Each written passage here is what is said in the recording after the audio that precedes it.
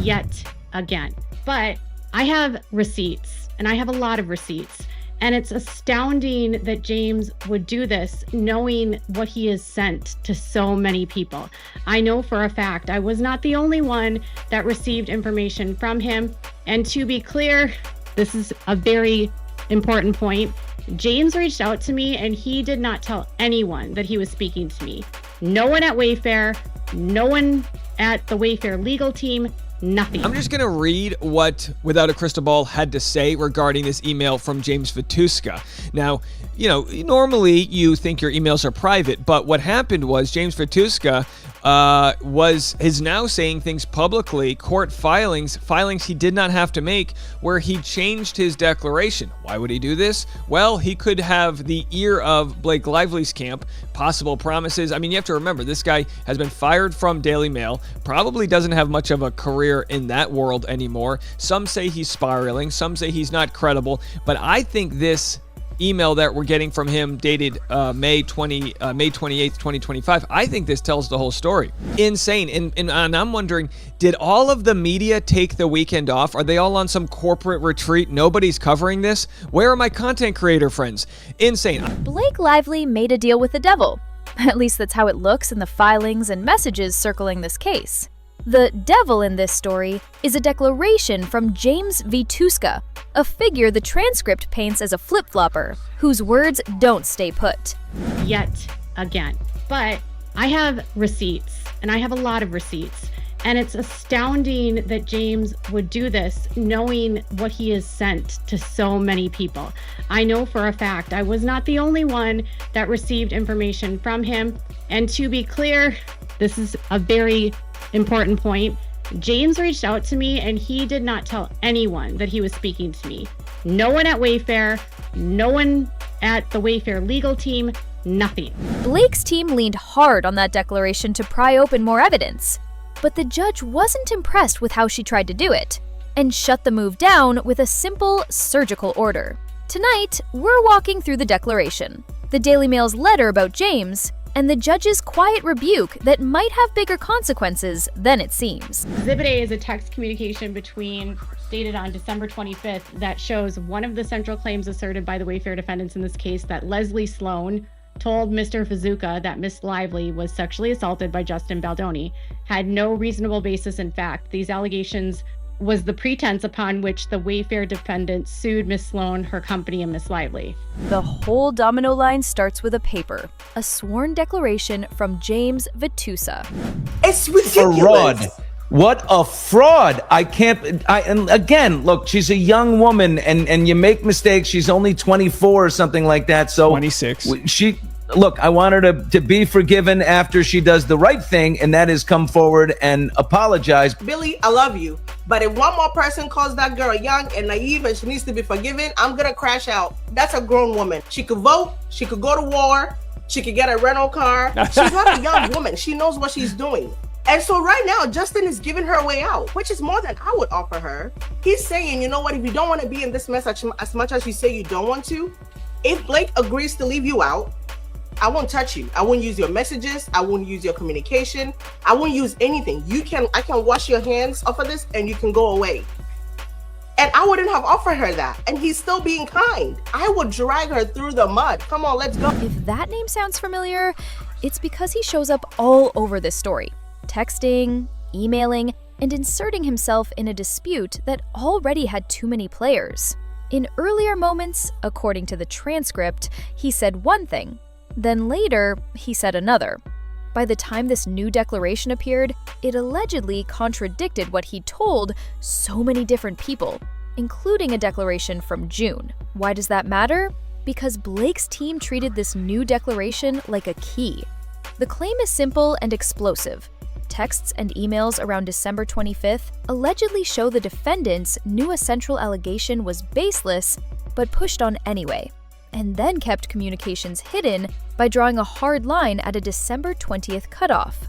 If the court believes that story, the door opens to a new trove of messages after that date. That's not just extra context, that's potentially a whole new chapter of discovery. But there's a catch. The value of a declaration is only as strong as the person swearing to it. If James Vituscka can't hold one position for more than 5 minutes, the key he's offering may not open anything at all. And that tension between the promise of new evidence and the risk of using an unreliable narrator is exactly what made this gambit look so bold and so dangerous. Blake's letter to the court did exactly what you'd expect after grabbing a shiny new declaration. It said, "Look at these messages tied to December 25th.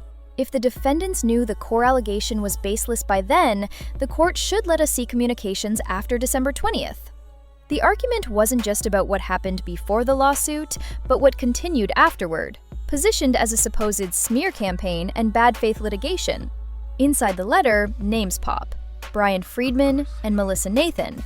The transcript portrays an Exhibit A, messages where James Vituscka allegedly tells Friedman it would be easier to screen record conversations, scroll slowly, and show how Leslie Sloan bashed Nathan and never mentioned sexual assault in earlier calls. The pattern Blake's filing tried to sketch is this: defendants knew, and the post-cutoff evidence would prove it.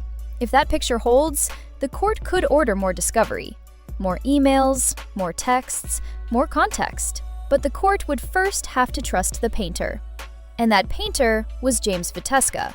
That's the thread that connects everything here, and the thread that kept fraying each time new details about him surfaced. Reliability lives and dies on receipts, but the transcript says James's receipts had problems. He said his phone was stolen. Then he cleared his iCloud to protect his identity. He said he deleted messages with Leslie Sloan and later retrieved them, but it wasn't clear how fully or from where. Those details land like red flags in any courtroom fight about discovery. If the messenger can't keep the messages safe, can the court rely on the messenger? It wasn't just the devices, it was authorization. According to the transcript, James told one set of bosses he never authorized the use of his name and texts. He told another person he kind of indirectly might have. He said he thought the texts would be used in the background, not pasted into a complaint with his photo. He said he couldn't even remember conversations because, well, the phone was gone. And then there's the wording. Now she's saying Blake was sexually assaulted? Did he mean it literally? Did he mean harassment? Did he mean he'd heard it elsewhere? Each time the question came up, the explanation shifted. In isolation, one inconsistency is survivable. In court, a stack of inconsistencies can be fatal. And that's what made the next document so damaging. Not the content alone, but where it came from. The Daily Mail's letter, described in your transcript, reads like a scorched earth memo. It says James violated basic journalistic rules by sharing one source's messages, Leslie Sloan, with other sources, Brian Friedman and Melissa Nathan, while reporting on the same dispute. It says he inserted himself into active litigation.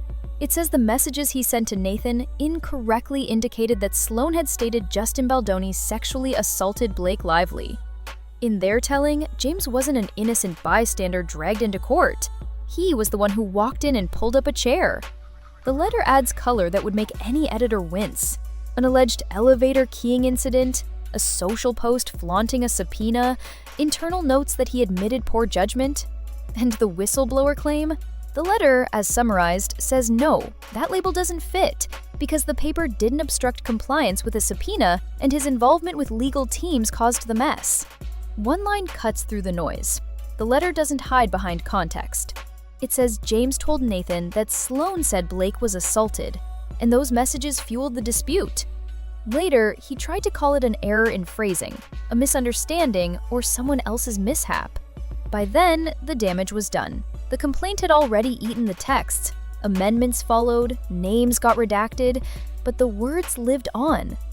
That's the difference between background and exhibit. Once it's in the docket, it's not in the background anymore. The transcript paints a pattern. James adjusts his story to whoever is listening. To bosses, I never authorized this.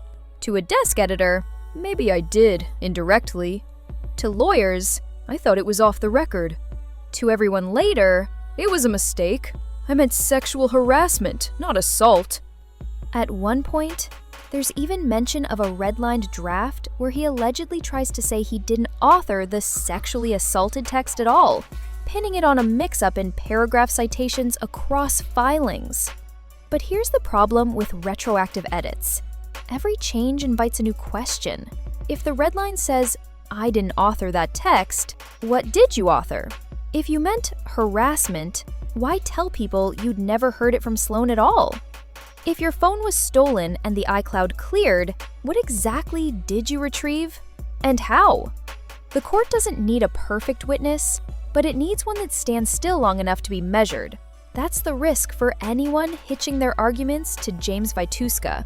If you trust him today, you inherit everything he said yesterday, and everything he might say tomorrow. From there, the transcript makes a leap many viewers will recognize.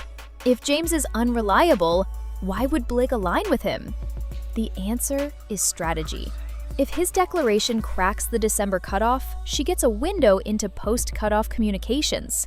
And that window could let her argue that the defendants kept pushing claims they allegedly knew were baseless, or coordinated a smear beyond the safe harbor of early investigation. That's a powerful narrative if the court buys it. But the court isn't just judging a narrative. It's a judging process. Filing a letter that rides a new declaration into a surprise discovery task can look like gamesmanship. Courts hate gamesmanship. They hate dueling letters. They hate side doors. If the filing smells like an attempt to relitigate an old cutoff by injecting new evidence at a late stage, a judge may swat it down without breaking a sweat. Which brings us to what actually happened next. Per your transcript, the judge's order did not indulge the back and forth. The message was simple. Blake's letter was improper. The defendants didn't even have to respond. In one note, the court both scolded the move and cleaned its own docket. No debate, no ping pong, no oxygen for a side door fight. That sounds small? It isn't. When a judge refuses to entertain a procedural shortcut, it resets the board.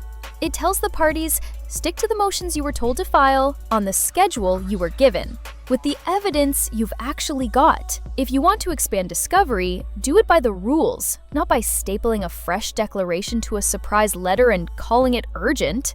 The practical impact? Blake didn't get what she wanted. At least, not this way. The letter is out of the lane. The fight stays where it was, on the official record, under the official timelines, without the shortcut. So where does that leave everyone?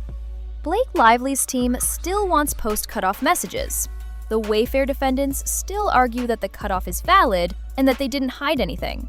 Justin Baldoni's side looks at James Vituscka and sees a witness who has already caused enough chaos. Leslie Sloan and Melissa Nathan sit in the crossfire, both appearing in texts and accusations about who said what and when. Brian Friedman is in the mix via messages, exhibits, and strategy calls. And the Daily Mail stands off to the side, waving a letter that says, "Don't blame us, blame the reporter who forgot what neutrality means." Underneath the names, the real stakes are credibility and control. Credibility because James Vituscka is either the person who can open the post-December door or the person who slams it shut just by taking the stand. Control because whoever owns the timeline owns the truth. If post-cutoff communications come in, every internal email, every holiday message, every quick check-in could be parsed for intent. If they don't, the record freezes where it is and the case moves on without that chapter. The transcript leaves one more thread. If James keeps changing his story, he may expose himself to bigger problems. That's not an internet drama, that's a perjury risk. And that's why, according to your text, even his former counsel wanted no part of another rewrite. You can fight about context all day. You don't play games with sworn statements. In the end, the week belongs to the judge. Blake's team tried to use James's declaration to leap past a firm discovery wall. The court said no, the letter was improper, no response required. That doesn't resolve the deeper question, what the truth of those December messages actually is, but it does tell us how the court wants to find out, properly, on the record, and without side door theatrics. So the board resets. Blake Lively still wants those communications, the Wayfare defendants still want the cutoff, James Vituscka is still the wild card, and the Daily Mail's letter is still a shadow over his shoulder. If Blake bet her motion on his credibility, she's now tied to every version of his story, not just the most convenient one. And if the court smells coordination or manipulation, it won't just ignore the letter, it will remember the attempt. What happens next depends on whether anyone can show clean, consistent receipts that survive real scrutiny. Until then, one thing is clear. Declarations can open doors, but only if the court believes the person holding the key.